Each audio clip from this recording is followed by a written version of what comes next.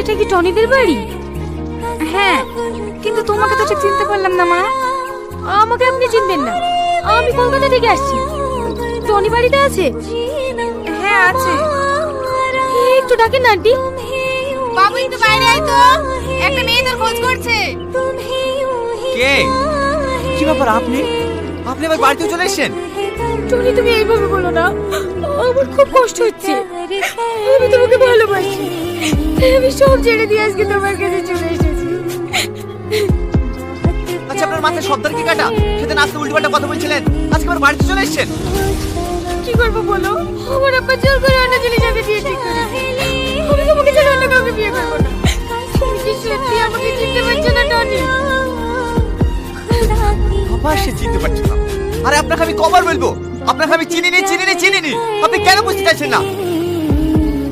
তুমি একবার বোঝার চেষ্টা করো, তোমার জীবনে যদি অন্য কোনো মেয়ে এসে থাকে আমাকে তুমি বলো, আমি চলে যাব। কিন্তু তুমি আমার ভালোবাসা অস্বীকার করো না প্লিজ। তোমাকে না পেলে আমি বাঁচবো না।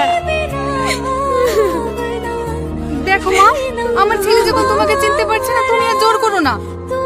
ঘরের মেয়ে ঘরে ফিরে যাও, তাহলে তোমার বাবা মা চিন্তা করবে। না, আমি বাড়ি যাবো না।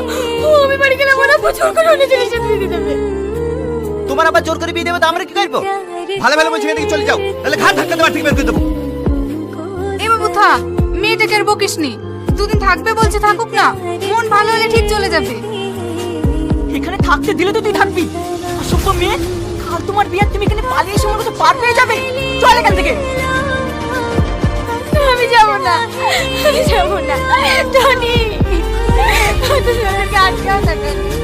টনি, কেন কথা বলো?